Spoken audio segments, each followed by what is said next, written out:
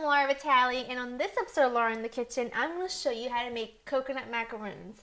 Now, very strange because macaroons is the kind of thing where I've never really known a lot of people that make them. And I think it's because they just sound so fancy, and I think people think you have to go to a fancy bakery to get them. But in fact, they are so easy, such few ingredients, and they're so good.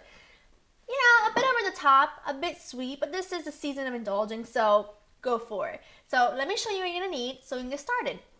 Sweetened shredded coconut, sweetened condensed milk, egg whites, cream of tartar, salt, almond extract, and vanilla extract. And like I said, few ingredients, but these are so good. First thing you're going to do, preheat your oven to 325. Second thing you want to do, get a baking sheet ready with some parchment paper to ensure that nothing sticks. And now we're going to get to work. This is so easy. Now the egg whites, make sure that your bowl is nice and clean. You don't want any oil residue in here, any butter residue, otherwise the eggs will not be nice and stiff. And you want to make sure your egg whites are at room temperature, very important. So 2 egg whites go in here, this on high. Now at this stage, when they're starting to fluff up, this is when you add the cream of tartar and salt. Now the cream of tartar is very important. It helps those eggs get nice and stiff, those egg whites. Now while those whip up, we're going to make the filling. That's going to be a little difficult to hear because it's kind of loud, but this is really easy. We're going to take 14 ounces of sweetened shredded coconut.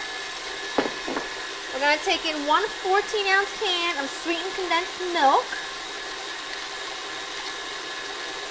Just about there.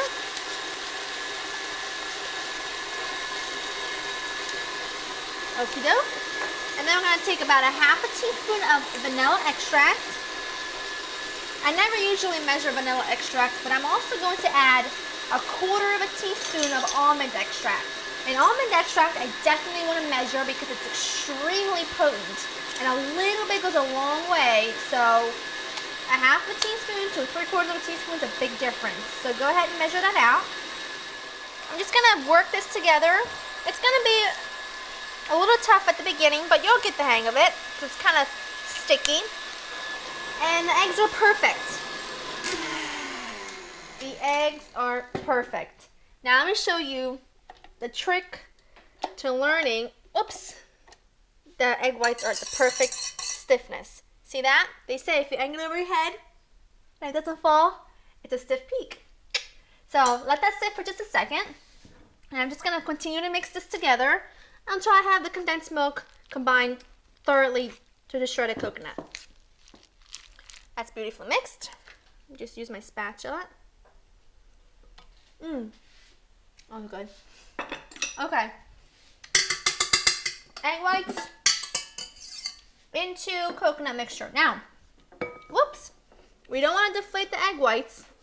So we're going to take half of it and we're going to fold those in carefully, okay?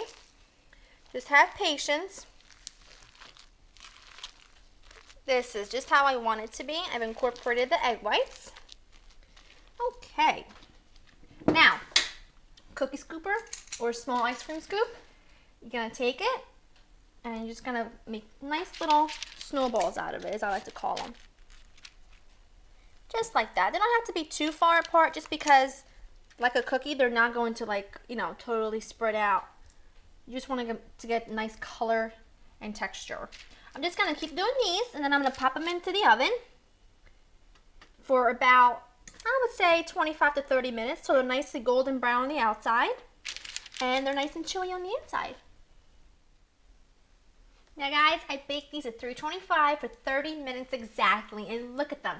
They're absolutely perfect. They're nice and golden brown and crisp on the outside, but I know they're going to be chewy and delicious on the inside. Now I let these cool for 5 minutes on the baking sheet, and then I put them on a wire rack just to cool for another 10 minutes or so. They don't have to be completely cold, but the important thing is you do not forget to put the parchment paper, because no parchment paper, they will stick no matter how non-stick your baking sheet is. So I'm just going to plate these up now, but I do want to give this a bite. I'm just going to pick one. I want that one. Look at that. It's real. Hear that? Nice and crisp on the outside. And look at the chewy goodness.